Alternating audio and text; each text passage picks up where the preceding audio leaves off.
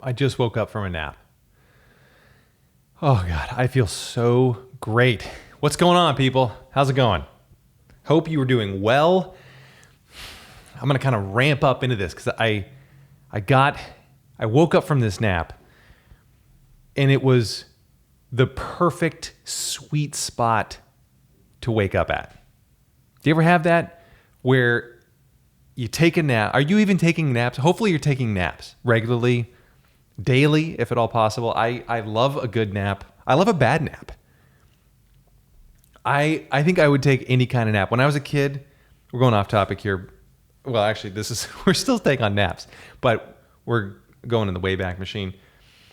When I was a kid, my grandpa, did my grandma take naps too? I can't remember. I remember my grandpa would go down for a nap. That's how he put it. He's like, well, I'm going to go down for a nap, which I think was every time the conversation just got really boring, with any of my mom or any of my uncles. I think that was the point where it was like, yeah, I'm going to go hit the sack because you guys need to step up your game. But I always thought it was like a weird thing, like I thought babies took naps or little kids took naps at nap time in school. But I was confused why an old man would take a nap. I'm like, you're an adult. You don't need naps. You're fully grown. You're good. But then just recently I started getting into naps again. Holy smokes. I get it. Anytime there's a lull in the conversation, yeah, I'm going to go down for a nap. Just a good nap. But back to where, how long and all that nap. I fluctuate in my length of naps between, 20 minutes and 6 hours. But I find the sweet spot is kind of in that, I'm just getting comfortable here. Even though I just woke up from a nap, I'm kind of like, I kind of go down for another nap. That'd be just kind of good. But I find that sweet spot, this time I actually set my alarm, my timer for 20 minutes. And I woke up. Here's the deal. It felt the entire time I was laying down, I felt like I'm not getting to sleep. I'm not napping. What's going on here? And, but then I woke up and I felt so refreshed and I was a different man. I was my grandfather. Now I need like a handle of black velvet. I need to open that up and pour it on ice or red wine with grape juice. Those were his two drinks. And my grandma too used to drink black velvet on the rocks. That was it. I think that's the only time I ever saw them drink. It was they whenever they'd go to the commissary, I think they would come back. We'd help them unload, just because we hung out with my grandparents a lot. And it was you'd always find a handle of black velvet. And I don't remember the last time I saw black velvet on the shelves. It's Canadian, right? Canadian rye, I think, which doesn't necessarily have to contain very much rye at all. Anyway, but yeah, woke up from nap, perfect time because I just kind of zipped right up. But there are those naps that aren't quite as fruitful, where you wake up and you're almost more tireder than you were when you went down. And it can be frustrating. I'll take it. I will still take a bad nap, whether it's 20 minutes or 8 hours. I'll still do it. But I want to know, I wish there were a good way to tell. I want an app that wakes me up when I need to get up. When I'm done with the restful 15 minutes, whatever. Instead of an app, what I have now is my dog, a little 13-pound Pomeranian. At the beginning of the nap, she's very excited about the fact that I'm taking a nap. So much so that she will join me on the bed. She just leaps up onto the bed. And then she hunts around for her little friend because she's like, well, every time she does this, well, crap. She jumps up onto the bed and is like, well, crap, I forgot my little friend. And she looks at me like, can you get him? And I've got my mask on, so I can't really see. But then she hops down, gets her friend, brings it back up, and then she just lays down, which is great, and then she whines, which is not great. I don't know why she does this. This is a thing. It's not new. She's been doing it for 14 years. But she'll stick one of her little friends in her snout, munch on it, like kind of lick it. It's really weird. I'm uncomfortable talking about it. And then she starts to whine, like a really high pitch, but it's really slow. It's not like I know when she's whining, like if she wants food or something, if I've got meat, it's not that at all. It's just this weird other, like very high pitched. It's like an existential whine. What does it all mean? What am I? Maybe she's meditating. I don't know, but that's what she sticks her friend in her snout and just whines. And so then that's for the next 15 minutes. And then for the last 4 minutes, I get a really good sleep in. Very restful. I love it. And then my timer now, instead of my alarm clock or any sort of app, what I have now is then she will get bored of her meditation, of her existential crisis, and she will then drop her friend on my face. That's my cue to wake up. I've tried sleeping through it. If I try pretending I'm asleep, but if I do that, then she starts grumbling at me. Dad, come on. I want to play. Who am I? What am I? What does it all mean? And I don't know, so I pretend to be asleep because I have no clue what life's all about. But then, yeah, she just continues grumbling. She puts her paw on my face. She's like, I know you're awake. Quit faking it. Come on. Throw this guy so I can go chase him. And that's my cue to wake up. So I had one of those kind of naps. It was really good. But, I feel fired up. I feel really good right now, which is nice. Maybe that's why my grandpa did it too. He's like, this conversation is boring. I'm going to go down for a nap. Boom, pop back up, peeks his head out, does a little listen. How are things going out there? The kids being annoying still? Okay, I'm going to take a longer nap today. If not, pop out for a BV. That's the life, really. That's not bad. That's a life. It was his life. I mean, he did things. He didn't just nap all day. He woke up at both my grandparents woke up at dawn. And they went and did chores out in the field. Well, it's not really a field, on the property. Because it wasn't that big where you called it out in the back 40. But it was big enough where it was we've got chores to do. They had to go deadhead roadies, and they had cutting greenhouses. It was great. I think they were frontiers in the cannabis industry, really, except it was all just rhododendrons and azaleas. But anyway, yeah, that's what my grandpa said. They woke up early, crack of dawn, got stuff done, came back, had a nap. And you know what? I can get behind that. I think I am behind that. So yeah, I woke up from a nap. That's why I'm feeling extra feisty today. Also, just got back from Maine. That was super fun. Man, have you guys been to Maine yet?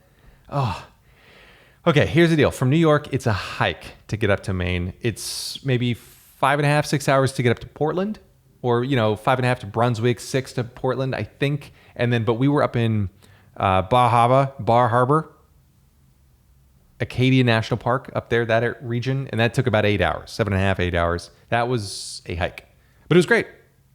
Pretty. We were at a glamping site. And if you haven't glamped, you should glamp for sure. Well, first of all, I think you need to go camping at least once or twice to better appreciate glamping. Because if you don't like camping at all, you're probably not going to like glamping. But if you like camping and could think of imagine this little tiny tent, but instead of being a little tiny tent, it was a 300 square foot tent with a king bed, and then another separate room with a twin bed bunk bed where if I had kids, I could stick them. And then also on the other side, then there's a shower, a walk-in shower, big shower, and 2 sinks. Then if you like that, then you might like glamping. And then also it's a tent, right? So it's a giant tent, like with 10-foot ceilings, but it gets cold at night, depending on the time of day. So anyway, that's what we did. Glamping in Maine. I think the glamping was the best part. Every day, morning and evening, fires. I built a fire, 2 fires a day, doing my part to help global warming, whichever direction it needs to go. But yeah, that's what I did. I helped. I built fires. I still smell like campfire. I'm wearing LL Bean right now because I got up there and I had all my like Under Armour high tech stuff from the city, and it just did not fit in. And plus, I was a little chilly because that synthetic stuff doesn't really keep you warm. So I went to the LL Bean outlet I think it was in Ellsworth, Maine. Picked myself up a plaid shirt. I love it. Cotton and a little bit of linen in there too. I got the slightly trimmed fit, and it's a good fit, a little large, but it's still good. I'm a size small, apparently. I'm 6 feet tall. I'm a 6 foot tall man, and in the men's clothing line, I am a small, which frightens me. I mean, perhaps maybe I'm shopping at the wrong store. I think it's the same way they do like with women's sizes, where like you used to be a size 14 and now you're like a size 8 because the numbers change. I don't know if that's true. I don't. I have no idea what numbers mean in women's sizes, but or in men's really. But yeah, I'm wearing LL Bean, and I have you ever put on a piece of clothing and something just fits? Like you just put it on, you're kind of like, oh, I think I found a new style. That's kind of how I felt putting this shirt on. Where, my wardrobe right now, some of it's kind of colorful, some of it's not, but it's very, I have button-down shirts and then like a handful of t-shirts, or like I wear a bunch of Under Armour stuff because we're all sitting at home not doing anything. But I don't have a lot of plaid. I don't have anything plaid anymore after the Great Plaid Purge. But I put this on and I'm like, oh, I think I could be into this now. And it made me wonder, what else am I not trying out there that I maybe could get into? And then I thought, I don't want to do that because I don't want to buy a whole bunch of stuff. I don't have room for it in my life, in my apartment. Only so many things fit inside this little head or this little room that I'm in. So actually, this made me realize I don't want to have any new experiences. I don't want to try new things. Because then what if I like those things? What if I get into it? I don't want new things. Maybe I'm actually, now that I think about it, maybe this whole experience has made me appreciate being very conservative in my experiences and choices and things that I do. Anytime, actually was a guest of mine on the show a couple episodes back, Jason Chatfield, a fellow comedian, illustrator. He always starts off a sentence by saying, hey, have you ever been to, and then finishes it off with a restaurant or a place. And every time I'm like, Jason, anytime you start off a sentence by saying, have you ever been? Just understand the answer is going to be no. Of course I haven't been. Why would I? I have the 2 restaurants I love, 2.5, like right around me, and I'm not going anywhere else because I found a restaurant. When I get hungry, I go there. If I'm thirsty, there's another bar up the street. And if I get, thirsty for another kind of drink, wine, there's a wine bar right there. And it's all within 2-3 blocks. Anything other than that, I haven't been to. It's fair to assume. And yeah, maybe I don't like this shirt. I don't like the way it's trying to change me. Don't change me, LL Bean. Who do you think you are? Opening me up to new experiences and wardrobe options I didn't think I wanted and actually actively thought I didn't want. Plaid. Boy, it's comfortable though. Good God. And I may or may not have an entire shopping cart full of stuff on the LL Bean site right now. Just waiting for that sale. They've got like a fall 15 sale going on, but I might hold out for whatever holiday's coming up next. I don't know if they're doing a Columbus Day thing or have we already passed Labor Day? When, I don't know when the holidays are, but you know what I mean. The next holiday, the next thing where people would potentially discount. See, there's so many holidays now. How do you know which one they're discounting things on? You know, is it Columbus Day weekend? Is that still a thing? Do we even celebrate that anymore? I know kids are out of school, so maybe that's a good buying time. Although maybe parents are like too busy saying, "Oh God, I forgot. It was so nice not having kids at home for like a minute." I know not every kid is back at school, but you know, I don't know. I don't have kids. Do kids still go to school? Is that still a thing? I imagine so. But yeah, I don't like this. God, now I might have to rip this shirt off and burn it, opening me up to new experiences. I don't want it. I don't want to take it. I don't want to like new things. Because there's only so many things that you can like before it gets hard to keep track. You know? I like whiskey and C's candy. Let's see, bourbon. Let's clarify. Bourbon, C's candy, and camera gear, B&H photo. I could enjoy those three things and I'm set. I have one place where I can buy clothes, casual at Under Armour, done. I don't even know how I got into Under Armour for like the casually stuff. I'm have an Under Armour shirt on underneath this LL Bean shirt.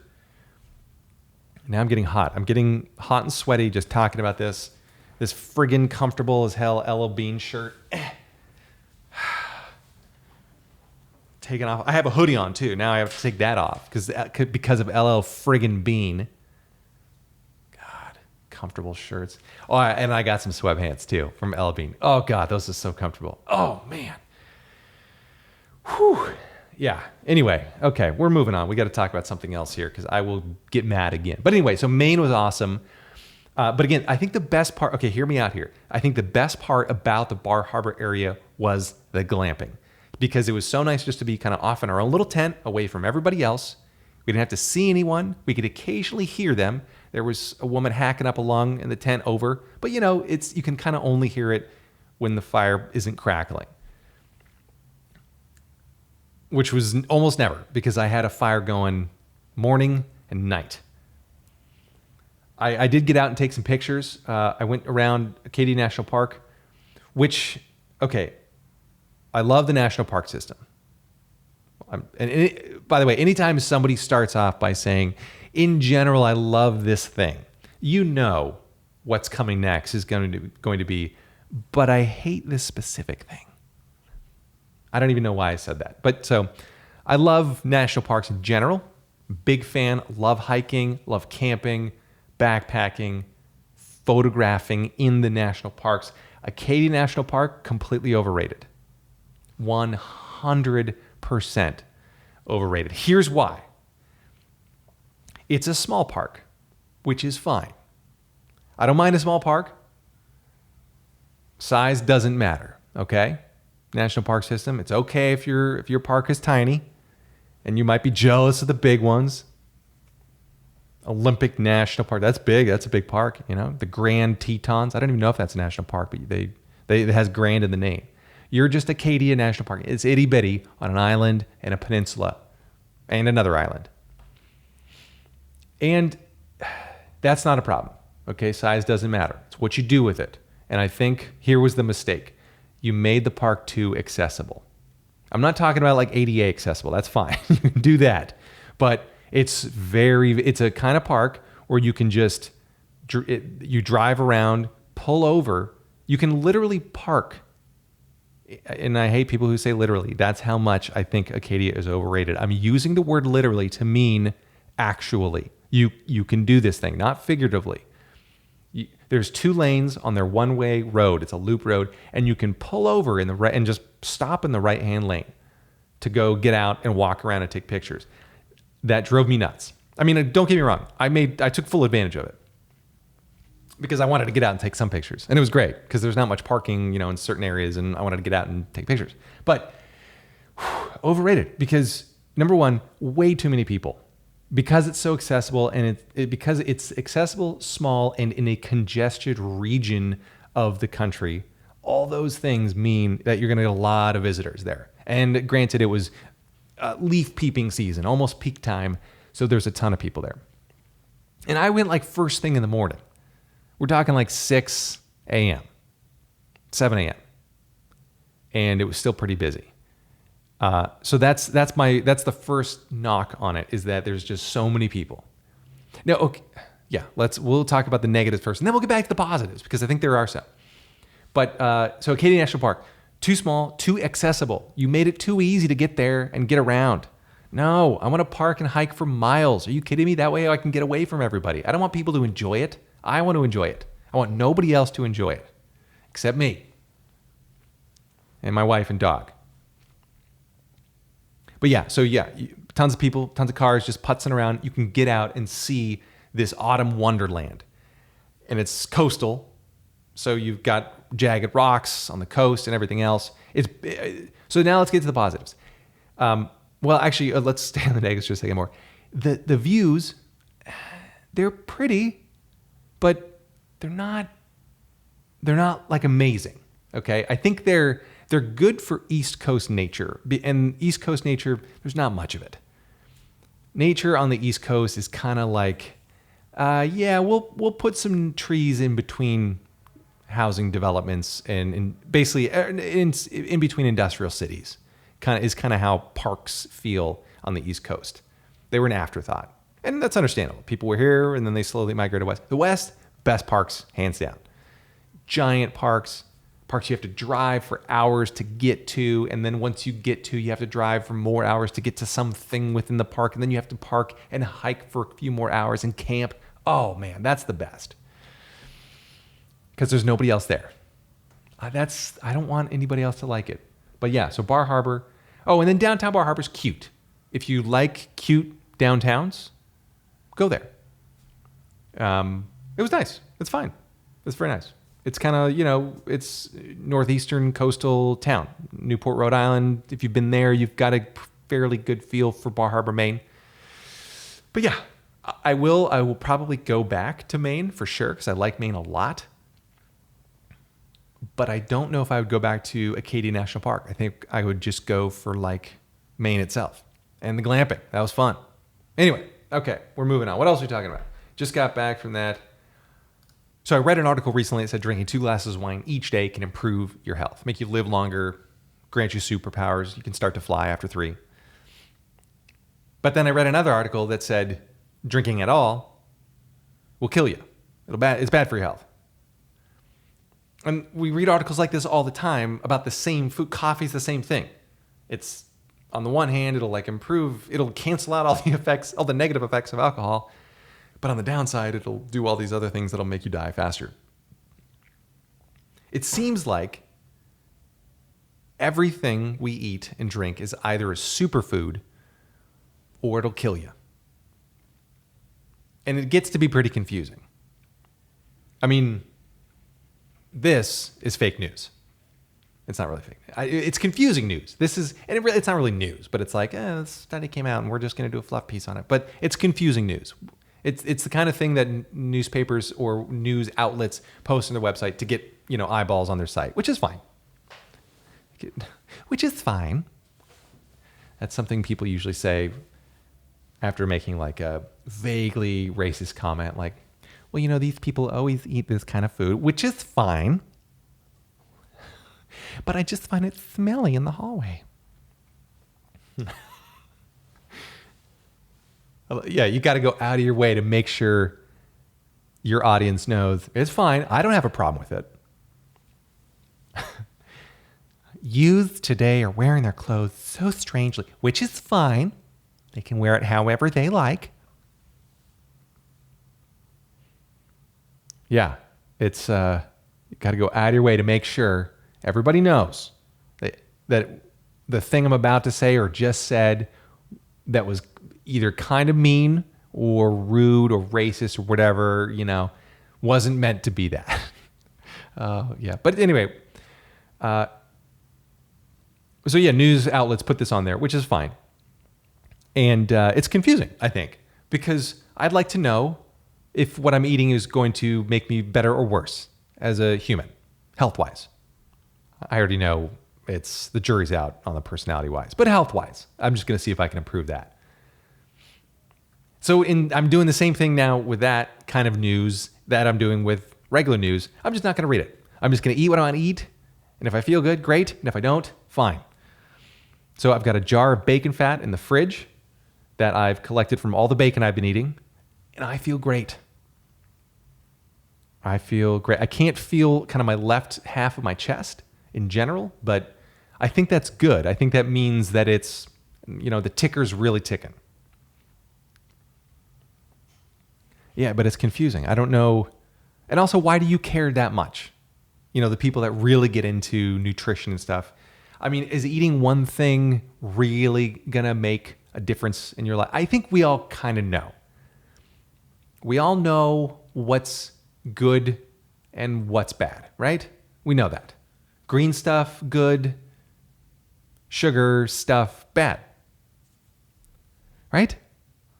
I don't think anyone's out there like, God, am I eating too much quinoa? Oh, I just want to know how much is the right amount of quinoa.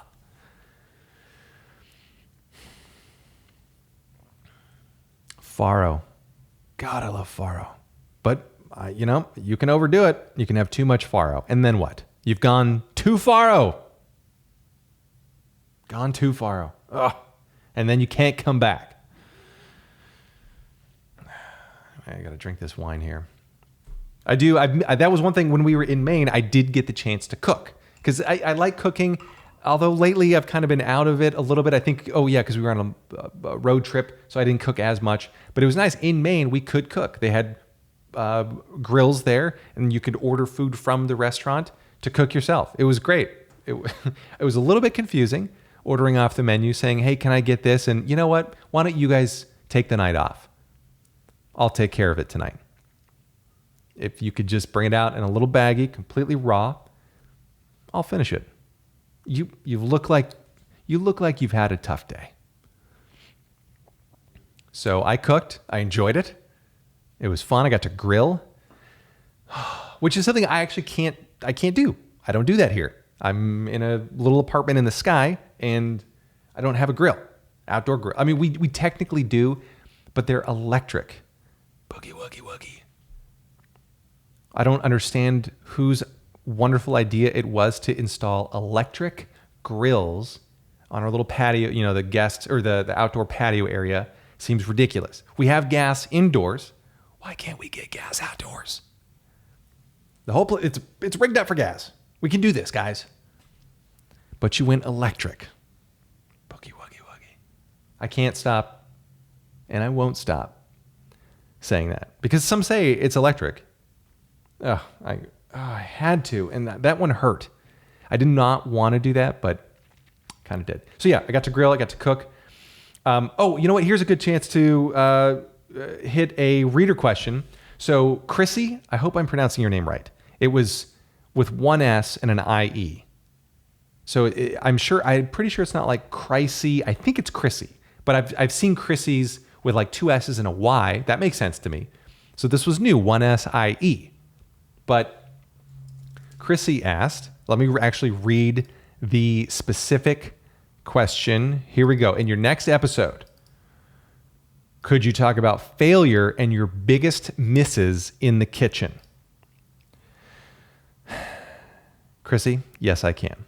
Okay, so failure in general. I have some thoughts on this. They're not good thoughts, so definitely tune out. If you haven't already. If you haven't turned this podcast off by now, you should. There's no reason you should be continuing on listening to this. It's basically the externalized thoughts of a man trying to figure things out loud. Okay, so failure, thoughts on failure. I don't mean this to sound trite, but I really put some thought into this, and I couldn't think of a time when I've really failed. I don't mean that I've never made mistakes. I do. but I mean that it doesn't feel like I was trying to think of specific times or instances when I have failed, and I can't think of any. And I think the reason is not that I haven't screwed up big time before, but I think it's because I've just blocked them out. No, I put them in a little emotional bottle and I buried it deep in the core so that later on when I'm 76 and after all that bacon and steak, poof, that little bottle's going to explode and little shards are going to go out in my bloodstream and hurt everything. Okay, no, that went real weird. But I think it's because I've kept moving. Every time I've stumbled or I've screwed up, I've kept going. And I think that's important. So I don't look at any specific time in my life as like a failure. This is a time, I think maybe because I'm failing so often. Okay. That's might be it. That might be it. But okay. So where am I going with this? Okay. So examples. I've been fired before once. And it was after a performance review, which I received glowing remarks. But at the end of the conversation, it was pretty much literally, pack your shit, Skippy, get out of here. And then hung up on the phone. So that was fun. But and in the short term, like that night, I went out to a Mexican restaurant with my wife, had a couple of drinks. It was great. I kind of licked my wounds, enjoyed that feeling of failure. And I think everybody should be fired once because when life's going too well for you, you need that rug pulled out just a little bit to remind yourself like, oh yeah, I got to keep dancing. I got to keep tiptoeing around because this rug could be yanked out anytime. And turns out when you tiptoe, you earn tip money. When you're dancing, you get great tips. Anyway, so like that, I don't know if that's a failure. So let's just go with that. Let's say it is a failure. I got fired.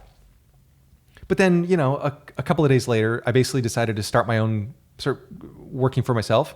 And I was a recruiter at the time, and I closed a couple of deals within the first couple of weeks, and then a couple of bigger deals a few months later, and it was great. Although then I encountered failures there all the time, because when you're a company of one, you can't pass the blame anywhere else. When you're all by yourself, the buck stops with you, and you realize real quick that you're going to live and die by your sword. You gotta hunt what you're going to eat. You got to eat. I don't know. There's a couple of metaphors in there. It's been so long since I was in like the business world that I don't have all those metaphors ready. Or analogies rather. It's like, anyway, sayings, quips, whatever. And then I failed there too, right? Cause there was, one deal went sideways. I dealt with some wacky clients, wacky on both sides, on the recruiting, the candidate side, and then also on the client side. So, you learn from those. And I think that's maybe the takeaway here from failure is that you're always going to fail. This is what I tell myself. Every morning I wake up, you're always going to fail. You're going to fail today. You failed yesterday, and you're going to fail tomorrow. I think what's important though is that you do get up every single morning and continue the conversation. You got to do things in order to fail. And I think that's why you got to keep going. You just got to move on. Don't cry, cry maybe for a few minutes and then go. I don't understand dwelling on a failure. If there's something that you can learn, like, well, okay, how do I avoid this kind of thing next time? Great. By all means, journal about it for an hour, listen to some sad music. I can't even think of sad music. I don't have any playing in here all the time, or much at all. I'm sure my wife's Spotify list is completely filled with sad tunes. Oh, my husband is terrible. Such a failure. But yeah, I think the important thing is whenever you feel like you failed, maybe pick out a little nugget. Okay, maybe next time I'll plan ahead. I'll see this coming, or I'll do whatever I can so that if something does happen to me or I do something on accident, that I can bounce back as quickly as possible. I remember a guy I used to work with, one of my favorite people I ever worked with, used to have what he called a fuck you fund. And it was just a separate fund set aside so that if at any time he didn't like something his employer said or wanted him to do, or if it got stressful, and he didn't want to continue, he could just pull the ripcord and he was out. He had money, a slush fund, just ready to go. And I think that's important so that you don't feel encumbered. This is a specific employment situation, but that you don't feel locked in and encumbered by, oh, I got to have this job. I have to. Because I think then you make bad decisions about that job. You do stupid things. Oh, I got to do this in order to keep my job. No, fuck the job. Life's too short. If something's terrible, you're working for a shitty boss, get out of there. I mean, stick it out maybe a little bit. But, if you hate it, move on. Just don't whine about it. I think that's the big thing. So anyway, Chrissy, to get back to the failure thing, I failed a lot of times. I think the important thing is that I don't dwell on it. And maybe this is a terrible answer to your question, but I haven't dwelt on the things that I failed at. Dwelled, whatever the past tense, past participle of that, have dwelt in. But I think it's to not dwell on it and keep going. Learn from your mistakes. I mean, this podcast is a great example of that. I have no idea what the hell I'm doing here. All I'm doing is hitting record and going with it. And I'm sure there are things I could be doing a million times better. And maybe a year from now, I'll look back and think this was a failure. Actually, no, I won't, because I'm having fun doing it. A couple of people are writing in saying, hey, this is great. Alyssa, your email the other day was so nice. You said it was like catching up with a friend over drinks. It's like it's the one email every month that comes in and someone saying, hey, this is good. I enjoyed it. Thanks. And that gets me fired up to keep going. So anyway, failure. Yeah, I hope that answers your question a little bit. Where else can we go with failure? I think don't be the other thing. Let's go with this. Don't be afraid of failure. Like, don't be afraid to screw up monumentally, assuming nobody's going to get permanently hurt or nothing is, as long as you don't do any permanent damage. But don't be afraid to fail, because I think the fear of even trying to do something can be worse than the damage from failing at that thing. So for example, this is a lame example, but it's just one that happens to me a lot, is in stand-up. Every time I get up on that stage, there is a very decent possibility I'm going to fail. And actually by very decent, I mean like 98%. But when you get up there, you're committed. When I get up on stage, I'm committed. I can't do anything else. I'm already up here. I mean, I guess, yeah, I could like sheepishly walk away, wet myself or something and just run away. Ah! Like I just realized that I'm on stage. I'm like, how'd I get here? Ah! And then run off. But yeah, every time there's a decent chance I'm going to fail. And it's that pressure, that good pressure, that like eustress, not distress, but eustress kind of version of it. I think I'm using that the right way. That kind of makes me rise to the occasion. And I think a lot of people get hung up in the fear of failure stage where they don't even try it. I mean, in this case, it's stand-up, but in other cases, it could be starting a business or asking for a raise or whatever. What's the worst that can happen? They're going to say no. Shoot. Actually, I can relate to this. This is an example for when I was a kid. Whenever we went to bed, so my parents were divorced when I was a kid, or they still are, but like my dad would watch us sometimes at my mom's house, and because my mom was working nights, and my brother and I would go to bed, and I think he would be up like watching TV or something, watching Cheers or whatever was on. Taxi may have been on after that, and I remember like always being up a little bit, and I always wanted to go downstairs and hang out, and I remember staying at the top of the stairs for what seemed like hours, like just standing there like afraid to ask, like, Dad, you mind if I come down and hang? And I think I did on like a few occasions or whatever. He never said no. He said, hell no. No. No, he said, I'm sure he said yes. But yeah, I remember on so many occasions, like just standing there, like so afraid to even just ask, and for what? Just to hang out with my pops? Come on. But it was bedtime and we were supposed to be getting to sleep because we had school in the morning and all that stuff. But But yeah, I think now of like all those times when I could have been hanging out with my dad, getting some extra quality time in. It probably would have ended up, and I think the moments that we did do it ended up like the three of us would be all crashing on the couch, basically sleeping, I think, or at least the two of us, my brother and I, would be falling asleep, watching TV, and it was great. But but yeah, so anyway, the point is, don't be me at the top of the stairs, afraid to ask or afraid to commit or do something. Get up on stage. Get up. What's the worst that can happen is something I ask myself all the time. And a lot of times, like if a friend's like, hey, I'm thinking about doing this, or my wife's like, what if we did this? And actually, I say that to my wife all the time, like, here's something I want to do. She's like, just shut up. What's the worst that can happen? And if you really list out like the absolute worst things, they're really not that bad.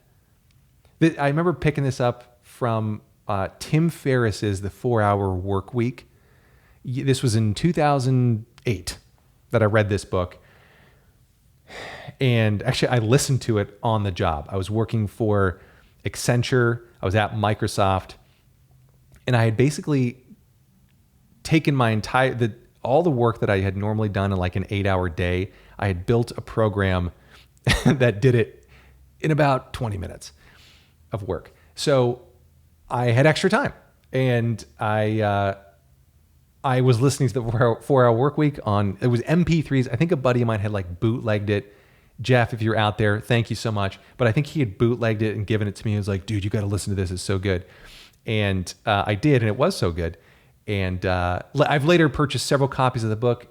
Tim, if you're out there, know that I don't think it's right to bootleg books, especially being married to an author. But I did it in that I didn't know about it at the time. I probably did, but I was a chump. And but anyway, I purchased several copies of your book, both digital, hardback. Anyway, and for friends, okay, I've made amends. But in that book, it's like the use case for what's the worst thing that can happen is I want to quit my job and pursue my dream of whatever it is. Let's say it's stand up, which is a dumb idea. If you're out there, don't do it. And actually, if you think you're going to love it, do it, because it is so great. But it's like you list out what's the worst that can happen. Well, if I quit my job, I have no more money coming in. Okay, what's the worst that can happen there? Well, I got to move out of my apartment, or maybe I have to find a roommate, or maybe it's like I got to move back in with my parents. And if that's the absolute worst case, then it's like, well, I'll plan around that. So how do I avoid that? Well, maybe I'll get a 6-month buffer of money built up. If I can't do that, maybe 2 months or whatever it is. Or I'll get a roommate now to help more quickly build up that fuck you fund. And that's important, I think, because then once you actually list out like the scary things, you realize they're not that scary. So like, if you're afraid of, and again, I keep using this because this is my world right now, but it's like if you're afraid to do stand-up and get up on stage, it's like, what's the worst that can happen? They're not going to laugh. Which, when you're the only one on stage and nobody's laughing and they're all just kind of looking at you like, huh? It can feel pretty bad. But know this, 5 minutes later, when the next guy's on the stage, they've forgotten you were ever there. So really, the pain only exists in the moment, very briefly, and only really for you, because the audience wants you to do well. They want you to succeed. So anyway, that's that example. But that's one way to, I guess, be open to failure, is just don't be afraid of it, because that'll stop you in your tracks. Oh God, what if I do this? What if I say this? What if they say no? So what if they do say no? Then you're back where you started. I worked in college. I worked at the Career Center at Santa Clara University, and it was so great. The people there were so wonderful. And one of the things they used to say, because we used to get students coming in, fretting about, I got this interview coming up. I'm really nervous. What am I going to do? And one of the career counselors there basically just said, look, if you don't get the job, you're just in the same spot you're in now. How bad is it now? So you haven't lost anything. I mean, you've just permanently embarrassed yourself. No, but that's the idea though. It's don't be afraid of an interview, because It's an opportunity, yeah, but don't hang everything on it like, oh, if I get this, my whole life's going to change. No, there's going to be 1,000 interviews after it. I mean, you might have to work harder, but yeah, just so anyway, don't be afraid of failure, because I think when you're afraid of failure, then you end up doing weird things. Then you end up saying things you shouldn't say, or being someone other than yourself in the interview, or you shouldn't be yourself in an interview. You should be the best version of yourself. But the point is get over the fear of failure. You got to get over that hump so that you can do the thing and then maybe fail and then maybe get a little bit better. That's kind of why I'm doing this podcast. Like, what's the worst that can happen? Nobody listens to it. Well, great. Then I've just spent an hour working through some thoughts for myself. That isn't that bad. I mean, if somebody gets even a little mote of joy out of it, or a giggle or a chuckle, I've done my job. Okay, so Chrissy also, oh God, it's Stuttertown, USA here. Chrissy also asked about my biggest kitchen misses. So for new listeners to the podcast, I'm like a home chef. I'm all over, not all over. Anthony, get a hold of yourself. Dial it back in. Oh my God, get it back in. Okay, I'm a home cook, home chef, whatever, and I'm on, not all over. Ugh, Anthony. I'm on Epicurious's YouTube channel, where I'm known as Mr. Pink Shirt Guy. So if you go to Epicurious and their YouTube channel, or Bon Appetit sometimes there, I'm on a handful of those shows. They're called 4 Levels, or the FAQs. You can find me there. Anyway, so I like to cook a lot. I wrote a cookbook that was published and then not published. So I know a little bit about cooking, enough so that somebody bought a cookbook and then didn't pay the second half of the advance. Where was I going with that before I dragged up another failure? Oh yeah. So cooking, biggest misses in the kitchen. Oh, there have been some big misses. Oh, one time I was cooking for my parents, and it was like a holiday meal. I think my dad and stepmom had flown out to New York, and it was maybe Christmas or something. My dad and I had gone down to Chelsea Market to pick out the cuts of beef. It was going to be so good. And as a side, I was going to make these really good mashed potatoes. They're Thomas Keller's recipe, essentially from, I think it was from French Laundry, or maybe the Bouchon one. They're pretty much the same. The only difference, I think, is Bouchon has a little less butter and cream, but they're both awesome. Okay. And I don't know what happened. I can't remember. This might have been a 2-part mistake. The first part was I may have gotten the wrong kind of potato for this. Normally, I like a Yukon Gold for mashed potatoes. I may have done russet, which is fine. I did russet, which is fine. A little fluffy, a little less waxy, so it's a totally different texture.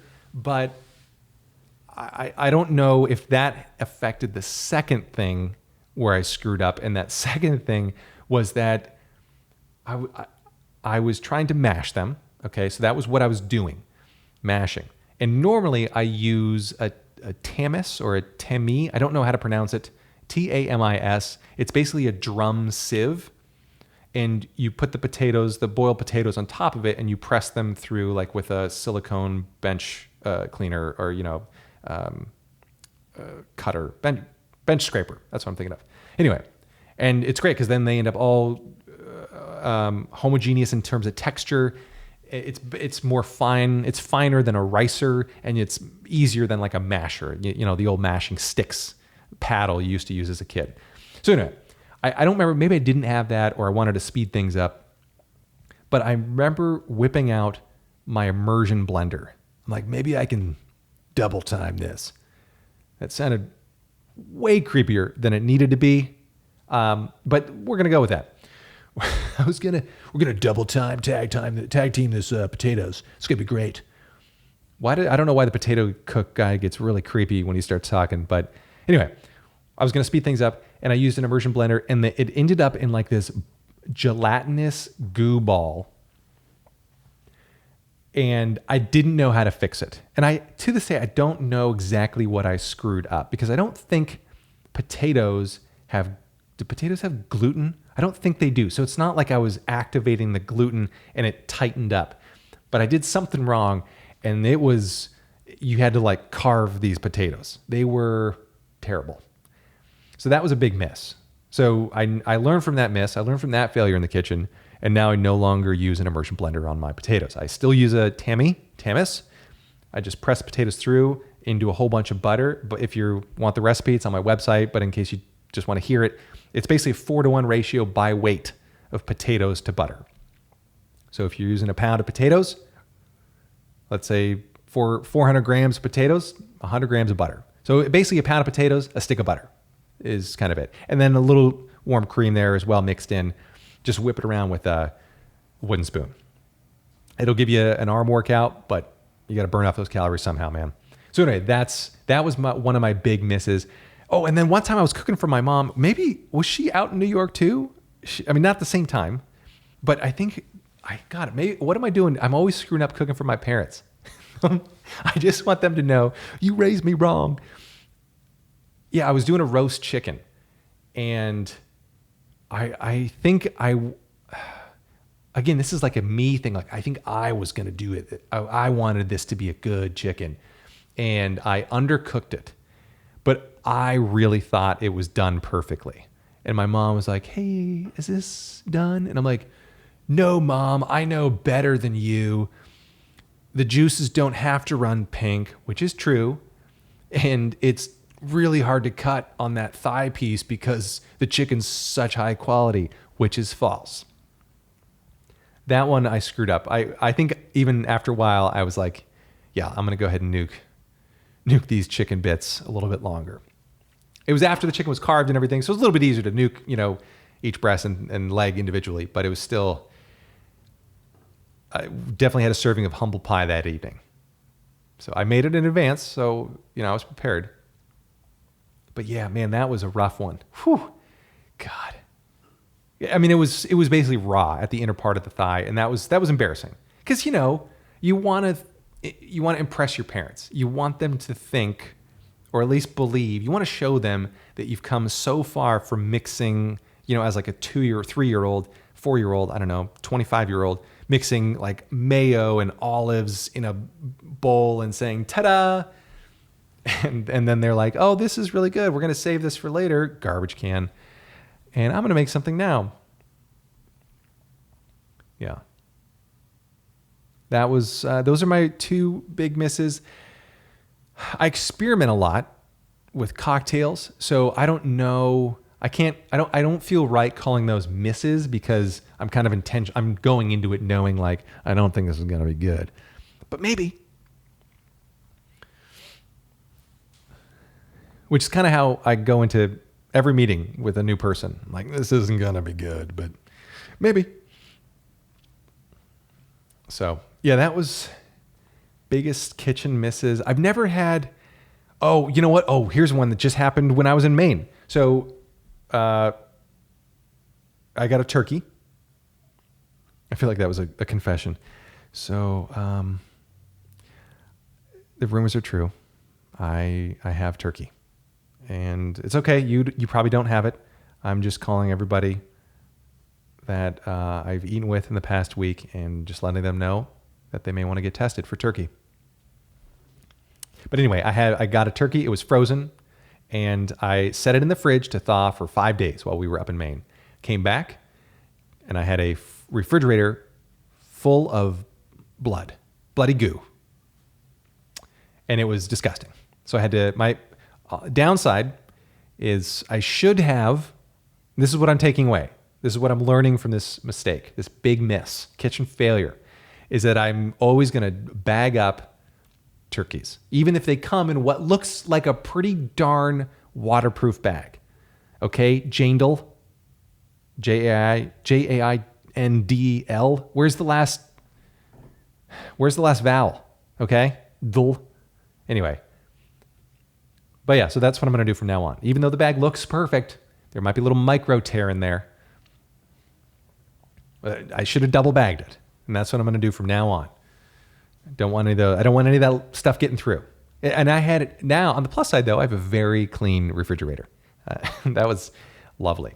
Coming back, that night. No, the next morning, I think, because that night we got back, I didn't even look in the fridge. The next morning, open it up, and it didn't just land like on the glass where I had set it, the glass area. It had overflowed and gone to the bottom of the entire fridge. The whole fridge compartment was just, and it was gross because it had kind of dried. Anyway, don't need to get into it, but it was fun. We had a little cleaning party, and now I have a very clean refrigerator. And I broke down the turkey. I did the breast sous vide, and then I broiled that to crisp up the skin. I'm going to be doing turkey leg confit, and then deep frying that. Yeah, so that's what I'm doing. And then I'm going to make turkey broth out of the carcass. Not that anybody's asking, but let me know if you want recipes for this. I don't think I have this on my website, but if you do, just email me at poatpodcast@gmail.com, POAT podcast@gmail.com. If you have any questions in general, fire them my way on life, on more failures, kitchen wins. Nobody asks about kitchen wins because they probably know I don't have any. But yeah, why don't we cut it here? Let me just cut it. Thank you guys so much for listening this far. You've made it, I don't know how long this is now, an hour, which is an hour you're going to never get back. But if you've liked it and gone this far, I'd appreciate it if you consider subscribing. That way, I don't have to reach out to each and every one of you individually every single time and say, hey, Dad, can you listen this time? If you didn't like it, I don't know why you've listened all this way. But thanks for giving it a shot. Thanks for experimenting with me. What else? Oh, you can you can see a video version of this podcast on my Patreon at patreon.com/Anthony Ladon, which is my name. If you didn't know that. If you don't know that yet, well, actually that's fine, because you might just have clicked on this accidentally. You saw my picture and were like, what's this guy all about? And then listen to it 2 minutes in, you're like, I don't care what this guy's all about. But yeah, thanks so much. I'm going to be releasing another one here shortly because I got to catch up. I feel terrible. I'm like a week behind. But yeah, we'll get to that soon. All right. Thank you so much for listening. I never know how to end these. So they're always very long and drawn out. And actually, I think my wife could attest, this is how I leave the apartment. If I have a meeting or a meeting, if I'm going to go do a spot or do a spot. Anthony, it's COVID. There's no comedy clubs open. Oh yeah, actually there are online. And if you go to my website, anthonyladon.com, and you check out the shows link up at the top, you can see the shows I've got scheduled. I've got one coming up at the 17th, Saturday night. It's via Zoom, so you can register for that and get a link. But anyway, every time I go out of the apartment, it's like a 10-minute process once I say, well, I'm going to see you later. And I'm like, oh, I forgot this one thing. Oh, maybe I'll use the bathroom before I go. Is this shirt what I really want to wear? Every time. So, and now I've done it here. I think I've doubled the length of this podcast episode just in a long goodbye. But anyway, thank you again so much for listening. There's a video version on the Patreon. You can go there and watch it. And check out my YouTube channel. There's some videos there of previous podcasts that I just leave hanging out there. Some cooking shows that I've done in the past. And consider subscribing to my newsletter. That way you can catch all the stuff that you didn't catch on the podcast. That's just my website.com. It's anthonyladon.com. And I got a newsletter there. That might be kind of good. All right. Thanks so much for listening. We'll see you next time. Or hear you next time. Later. Bye.